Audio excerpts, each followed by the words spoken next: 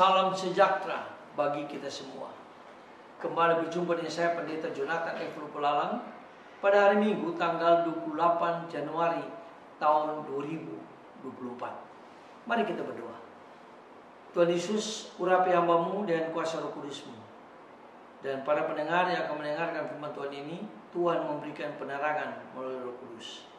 Dan Roh Kudus memampukan kami untuk kami dapat meyakini firman Allah dan melaksanakan firman Allah itu.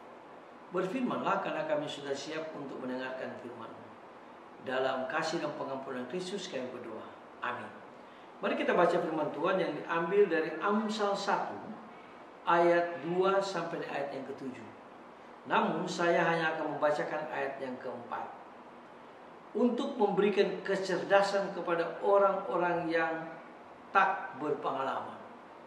Demikian firman Allah yang berbahagia kita yang membaca, mendengar dan memelihara serta melakukan firman Allah. Haleluya.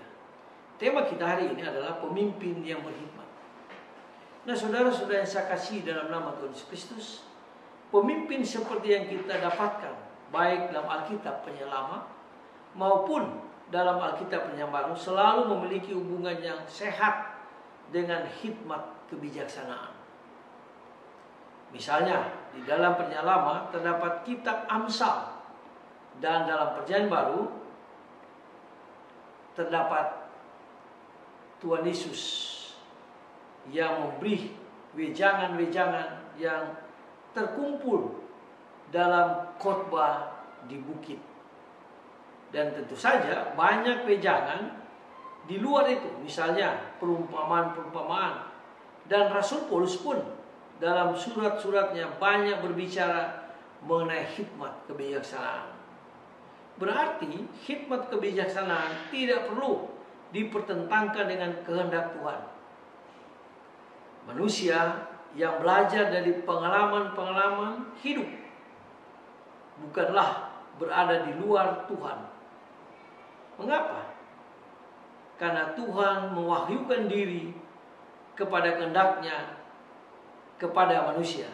Tetapi di samping itu, tanggapan manusia terhadap pewahyuan ini juga dihargai, bahkan dianggap sebagai sesuatu yang akhirnya kalau diusut-usut juga berasal dari ilham Tuhan.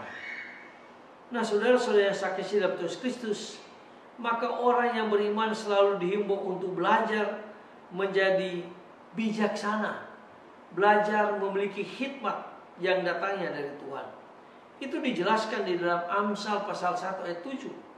Takut akan Tuhan diperlawankan dengan orang bodoh yang menghina hikmat dan didikan. Entah bagaimana, dalam praktek takut akan Tuhan bukannya diperlawankan, malah disamakan dengan orang bodoh yang menghina hikmat dan didikan seakan-akan untuk bisa menjadi beriman. Nah, saudara-saudara yang saya kasih dalam Tuhan Kristus, kita harus bodoh.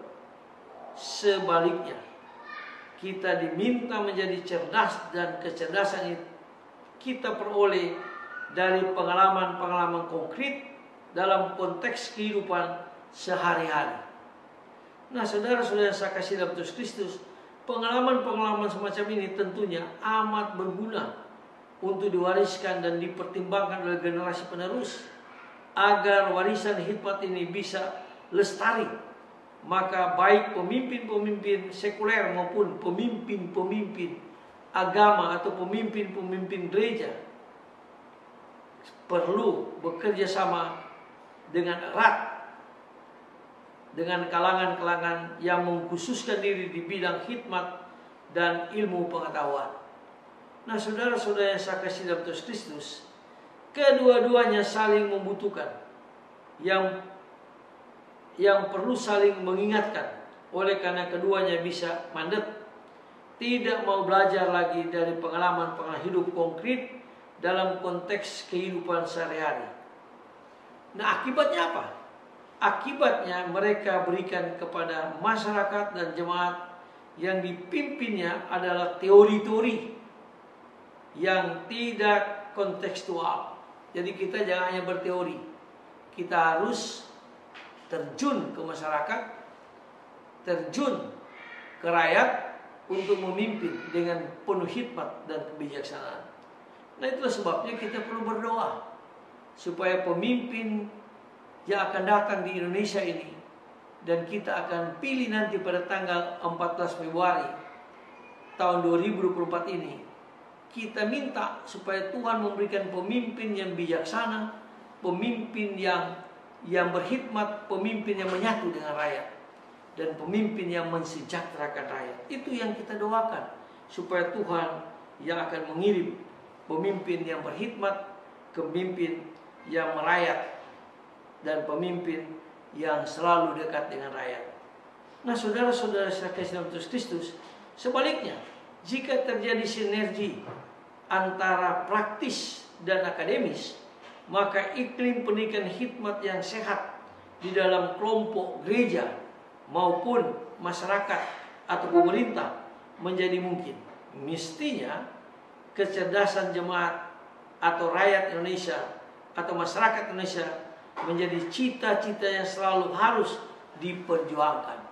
Ini harus kita perjuangkan supaya kita memiliki pemimpin yang berkhidmat, pemimpin yang bijaksana, sehingga rakyat kita itu sejahtera, masyarakat sejahtera, Indonesia menjadi Indonesia yang maju, Indonesia menjadi Indonesia yang diberkati, dan Indonesia menjadi Indonesia yang benar-benar dikasihi Tuhan Yesus. Mari kita tunduk kepala, kita berdoa. Tuhan Yesus, berilah kami pemimpin yang berkhidmat dan bijaksana. Pada waktu kami akan memilih presiden dan wakil presiden, bahkan memilih para anggota DPR dan DPD serta DPRD, baik tingkat pusat maupun tingkat kota madya dan kabupaten atau provinsi. Terima kasih Tuhan Yesus. Ampuni dosa kami Tuhan, dengarlah doa kami. Dalam kasih dan pengampunan Kristus kami berdoa mengucap syukur. Haleluya. Amin. Terpujilah Kristus, sampai berjumpa di kesempatan yang lain.